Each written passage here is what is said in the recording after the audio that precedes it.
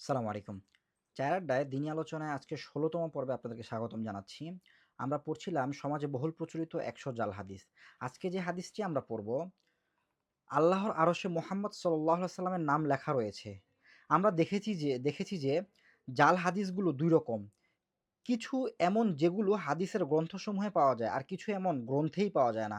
উল্লেখিত হাদিসটি হাদিসের গ্রন্থে থাকা জাল হাদিস।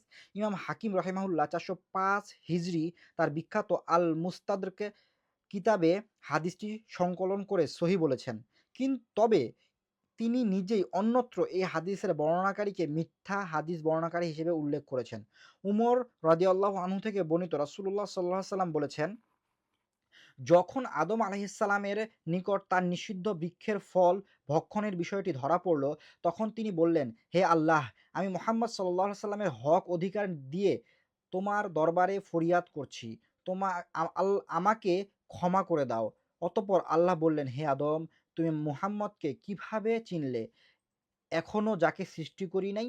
তিনি বললেন, হে আল্লাহ, তুমি যখন নিজ হাতে আমাকে সৃষ্টি করেছিলে এবং আমার মধ্যে তোমার রূহ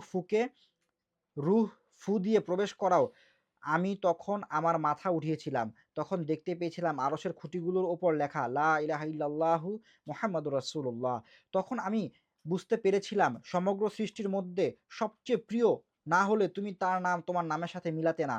অতঃপর আল্লাহ বললেন, হে আদম, তুমি ঠিকই বলেছ। নিশ্চয়ই সমগ্র সৃষ্টির মধ্যে সে আমার সবচেয়ে প্রিয়। আর যেহেতু তুমি তার হক দিয়ে আমার নিকট দোয়া করেছ, তাই তোমাকে ক্ষমা করে দিলাম। আর জেনে রাখো, মুহাম্মদ সাল্লাল্লাহু আলাইহি সাল্লাম না হলে আমি তোমাকে সৃষ্টি করতাম না।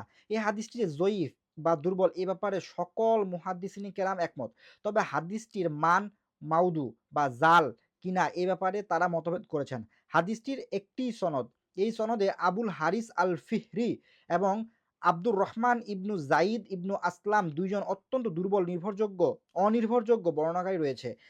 আমরা আগেই উল্লেখ করেছি, গায়বী বিষয় হলো ঈমানের অংশ।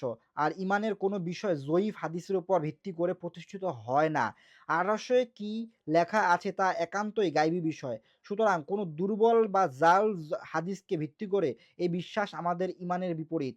প্রায় একই রকম অর্থবোধক অন্যান্য হাদিস ও হাদিসের বর্ণনাকারীগণ এর ব্যাপারে তুলনামূলক গবেষণা করে ইমাম যাহাবী, ইমাম হাজার, মুল্লা আলী কারি, আল্লামা আজলুনী রহিমাহুল্লাহ সহ প্রখ্যাত মুহাদ্দিসগণ হাদিসগুলোকে হয়তো দুর্বল, অত্যন্ত দুর্বল কিংবা জাল বলে অভিহিত করে গেছেন।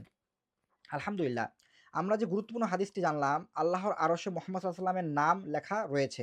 অর্থাৎ আদম আলাইহিস সালাম, একটি ঘটনা আমাদের সমাজে প্রচলিত আছে। আদম আলাইহিস সালাম যখন আ সৃষ্টি করা হয়েছিল বা তাকে যখন অভিশপ্ত হিসেবে করা হয়েছিল, জান্নাত থেকে বের করে দেওয়া হয়েছিল, তখন আ আদম আলাইহিস সালাম এই দোয়া অর্থাৎ মুহাম্মদ সাল্লাল্লাহু আলাইহি ওয়াসাল্লামের উসিলা দিয়ে দোয়া করেছিলেন এবং সেই দোয়া কবুল করা হয়েছিল। এটি একটি ভিত্তিহীন মিথ্যা বানোয়াট গল্প মাত্র।